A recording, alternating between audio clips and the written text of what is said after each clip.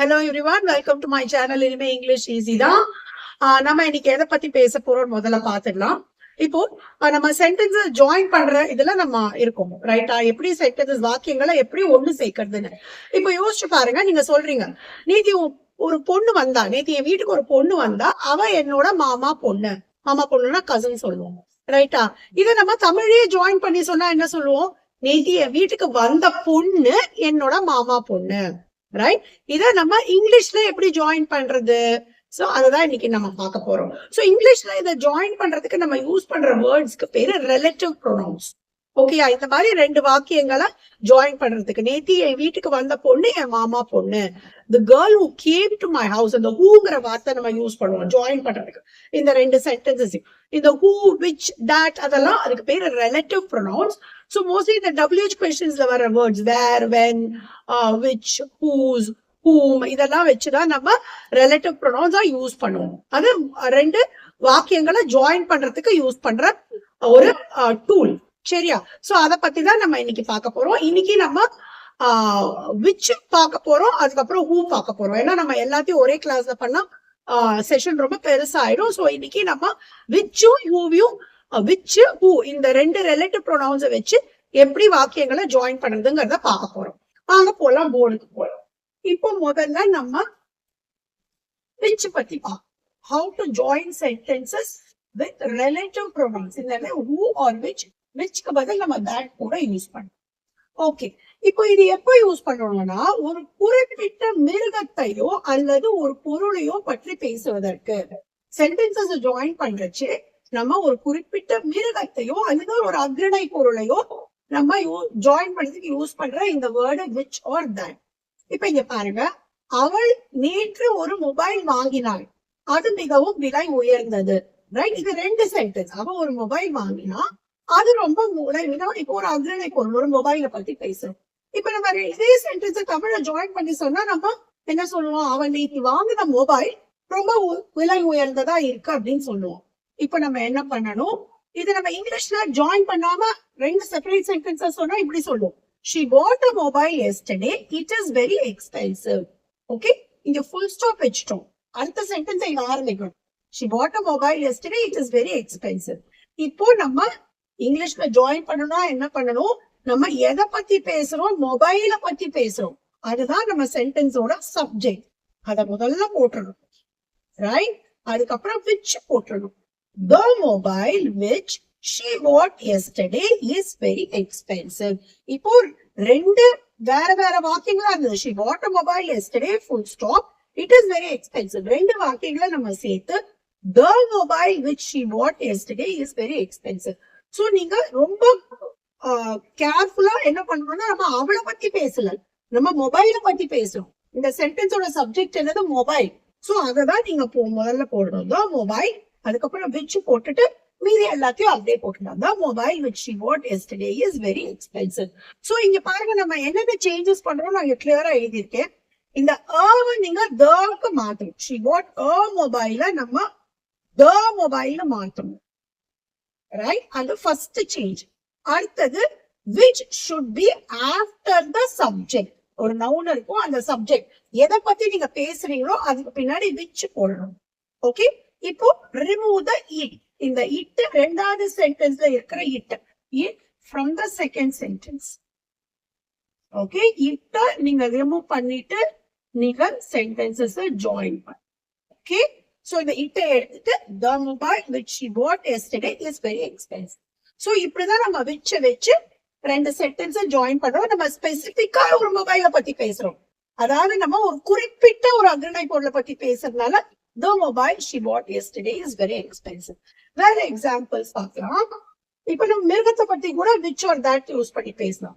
போன வாரம் என் வீட்டுக்கு ஒரு பூனை வந்தது, அது இப்பொழுது மொட்டை மாடியில் இருக்கிறது. இப்போ நம்ம ரெண்டு சென்டென்ஸ். இது போன வாரம் ஒரு பூனை வந்தது, இப்ப பூனை தான் நம்ம சப்ஜெக்டோட, நம்ம சென்டென்ஸோட சப்ஜெக்ட், ரைட்? அதை பத்தி தான் பேசணும். அது இப்போ மொட்டை மாடியில இருக்கு. இப்ப இது நம்ம தமிழ்ல ரெண்டு சென்டென்ஸ் ஜாயின் பண்ணா நம்ம என்ன சொல்லுவோம்? போன வாரம் என் வீட்டுக்கு வந்த பூனை இப்ப மொட்டை மாடியில இருக்கு, ரைட்டா? ரெண்டு சென்டென்ஸ் ஜாயின் பண்ணுவோம். இதுவே நம்ம இங்கிலீஷ்ல செப்பரேட் சென்டென்ஸ் தான் அது எப்படி வரும்? A cat came to my house last week. It is in the terrace now. இப்போ போன வாரம் last week a cat came to my house. It is in the terrace now. ரெண்டு சென்டென்ஸ் இதுக்கு full stop வச்சுட்டு it போட்டுட்டோம். இப்போ நம்ம என்ன பண்ணணும், ஜாயின் பண்றதுக்கு எடுத்துட்டு இந்த கேட்டுக்கு பதில் the cat போட்டணும்.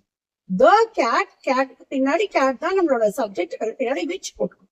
which came to my house is in the terrace now. இதை எடுத்துட்டோம். எடுத்துட்டு நேரா அடுத்த சென்டென்ஸ்க்கு போயிட்டோம். The cat which came to my house is in the terrace now. Okay, புரியுதா? சோ என்னென்ன சேஞ்சஸ், தவா மாத்திட்டோம், the cat மாத்திட்டோம், கேட்க்கு பின்னாடி which போட்டுட்டோம், அதுக்கப்புறம் இந்த எடுத்துட்டு சென்டென்ஸ் அப்படியே ஜாயின் பண்ணிடுங்க. ஓகேங்களா? அதே மாதிரி நீங்க எந்த டென்ஸ்ல வேணாலும் யூஸ் பண்ணலாம். டீச்சர் கொடுக்கிற கணக்குகள் ரொம்ப கஷ்டமாக இருக்கின்றன. The sums which the teacher gives are very difficult. The movie which I will go to tomorrow is very thrilling. Okay, அந்த மாதிரி நீங்க future tense யூஸ் பண்ணலாம், present tense யூஸ் பண்ணலாம், எதை வேணாலும் பண்ணலாம். ஆனா நீங்க யூஸ் பண்ண வேண்டியது the போடணும், அதுக்கப்புறம் சப்ஜெக்ட் போடணும், அதுக்கு பின்னாடி which போடணும், அந்த ரெண்டாவது சென்டென்ஸ்ல இருக்கிற கரெக்ட் விட்டுட்டு சென்டென்ஸ் ஜாயின் பண்ணணும். ஓகேங்களா? சோ இதுதான் நம்ம which வச்சு சென்டென்சஸ் ஜாயின் பண்ணணும். அடுத்தது நம்ம ஹூக்கு போகலாம். ஹூ எப்படி வச்சு ஜாயின் பண்ணுறதுன்னு பார்க்கலாம். ஓகே ஓகே இப்ப நம்ம விச் டேட்டா எப்படி யூஸ் விச் அல்லது டேட்டா எப்படி யூஸ் பண்றதுன்னு பார்த்தோம். அடுத்தது ஹூங்கிற ரிலேட்டிவ் ப்ரொனவுன வாக்கியங்களை ஜாயின் பண்றதுக்கு எப்படி யூஸ் பண்ணுறதுன்னு பார்க்கணும். இப்போ வாக்கியங்களை சேர்க்கும் பொழுது ஒரு குறிப்பிட்ட நபரை பற்றி, நான் என்ன சொன்னேன், விச் வந்து ஒரு அனிமலையோ இல்ல ஒரு அக்ரிணை பொருளையோ பத்தி யூஸ் பண்ணுங்க. இப்போ ஒரு நபர், ஓகே, அக்ரிணை பொருள் இல்ல, ஒரு மனிதர் அந்த நபரை பற்றி, லேடிஸும் இருக்கலாம் இல்லையா, பற்றி பேசும்போது உபயோகிக்கப்படுத்தும் வார்த்தை ஹூ. ஓகே, ரெண்டு சென்டென்சஸ் ஜாயின் பண்ணிச்சு ஒரு குறிப்பிட்ட நபரை பற்றி நம்ம பேசுறதுக்கு ஹூ யூஸ் பண்ணுவோம். இப்ப பாருங்க, நேற்று என் வீட்டுக்கு ஒரு பெண் வந்தாள், அவள் என் மாமாவின் பெண். ஓகே, இப்ப நம்ம குறிப்பிட்ட பெண்ணை பத்தி பேசுவோம். யாரும் கொண்டு போற ஒரு பெண்ணை பத்தி பேசுறோம், குறிப்பிட்ட பெண், வீட்டுக்கு வந்த பெண், ரைட்டா? சோ இதே சென்டென்ஸ், இது ரெண்டு சென்டென்ஸ் ஆயிருக்கு. நேற்று எப்போட்டு என் வீட்டுக்கு வந்தா, ஃபுல் ஸ்டாப், அவள் என் மாமாவின் பெண். இதே நான் தமிழ ஜாயின் பண்ணி சொன்னா நான் என்ன சொல்றேன், நேற்று நான் என் வீட்டுக்கு வந்த பெண்ணு என்னோட மாமாவோட பெண்ணு. இப்போ இங்கிலீஷ்ல தனியா பாக்கலாம் சென்டென்ஸ், வேற சென்டென்ஸ் தான், ரெண்டு சென்டென்ஸ் தான். A girl came to my house yesterday. She is my cousin. Okay, a girl came to my house yesterday. Full stop இருக்கீங்க. அவ என்னோட cousin. She is my cousin. இப்போ இந்த ரெண்டு சென்டென்சஸ் ஜாயின் பண்றதுக்கு போன வாட்டியே சொன்ன மாதிரி தவா மாத்திடு. நம்ம யார பத்தி பேசுறோம், அந்த கேர்ளை பத்தி பேசுறோம், அதுதான் சப்ஜெக்ட். தவா மாத்திட்டு the girl, ஓகே, இவதான் சப்ஜெக்ட், கேர்ள் தான் சப்ஜெக்ட். அதுக்கு பின்னாடி who came to my house yesterday is my cousin. So இந்த ஷீய எடுத்துடணும். இதான் நம்ம சென்டென்சஸ் ஜாயின் பண்ணிச்சு. இந்த ரெண்டாவது சென்டென்ஸ்ல இருந்து அப்போ which பண்ணிச்சு இட்ட எடுத்த மாதிரி இங்க இருந்து ஷீய எடுத்துடணும். Right? The whole girl who came to my house yesterday is my cousin. Okay, இன்னொரு எக்ஸாம்பிள் பார்க்கலாம். காவலர்கள் ஒரு திருடனை பிடித்தார்கள். அவர் போன வாரம் என் நகைகளை திருடினான். ஓகே, இந்த சென்டென்ஸ்ல சப்ஜெக்ட் யாரு நல்லா புரிஞ்சுக்கோங்க, காவலர்கள் இல்ல, திருடன் தான் சப்ஜெக்ட். நீங்க யாரை பத்தி பேசுங்க, திருடன், ஏன்னா அவன் தான் உங்க நகைகளை திருடினான். சோ சப்ஜெக்ட் யாரு, திருடன். கன்ஃபியூஸ் ஆயிடுங்க, போலீஸ சப்ஜெக்ட்னு போட்டாதீங்க, சரியா? இப்போ நம்ம இந்த ரெண்டு சென்டென்ஸை தமிழ்ல ஜாயின் பண்ணி சொன்னா, காவலர்கள் போன வாரம் என் நகைகளை திருடனை பிடித்தார்கள்னு சொல்லுவோம், ரைட்டா? இப்போ ரெண்டு சென்டென்ஸா இங்கிலீஷ்ல முதல்ல பார்க்கலாம். The police caught a thief. He stole my jewels last week. Okay, ரெண்டு சென்டென்ஸ், இதுக்கு ஃபுல் ஸ்டாப் வந்துருச்சு, இங்க he வந்துருச்சு, இந்த இடத்துல caught a thief போடும். ஓகே, ஒரு திருடன், ரைட்? இப்போ நம்ம என்ன பண்ணணும், இந்த தவா மாத்தணும். The police caught தவா மாறிடும். The thief அப்புறம் who போடணும், ஏன்னா thief தான் subject. Who stole my jewels last week? Okay, இந்த இடத்துல எடுத்துட்டு நம்ம அப்படியே சென்டென்ஸ் கண்டினியூ பண்ணிடுது. Police for the thief who stole my jewels last week.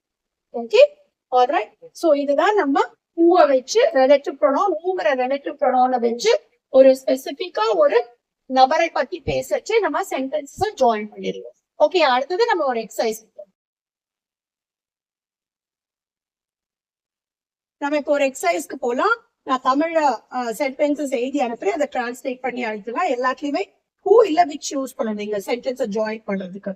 நீ ஒரு புகைப்படம் அனுப்பினாய், அது மிகவும் அழகாக இருந்தது. ஓகே, இது 2 சென்டென்ஸா இருக்கு. சோ இந்த இடத்துல நம்ம இட் யூஸ் பண்ணிருக்கோம், ரைட்டா?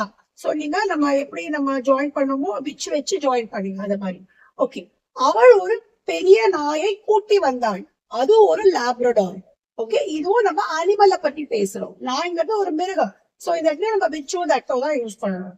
இப்போ நான் ரயிலில் ஒரு மனிதனை பார்த்தேன், அவர் மிகவும் உயரமாக இருந்தார். இந்த இடத்துல நம்ம ஒரு மனிதனை பத்தி பேசுறோம், இந்த இடத்துல நம்ம ஹூ யூஸ் பண்ணோம். ஓகே, சோ இந்த 3 சென்டென்ஸையும் விச் அல்லது ஹூ யூஸ் பண்ணி ஜாயின் பண்ணி அனுப்புங்க. So thank you very much for வாட்சிங் த கிளாஸ். சோ நான் முதல்ல சொன்ன மாதிரி இன்னைக்கு நம்மளோட 18th class. Okay, so 30-day சேலஞ்ச்ல தொடர்ந்து கிளாஸ் பாருங்க, பார்த்து உங்களோட கமெண்ட்ஸ் எழுதி அனுப்புங்க, ஷேர் பண்ணுங்க, லைக் பண்ணுங்க, சப்ஸ்கிரைப் பண்ணுங்க. Thank you so much.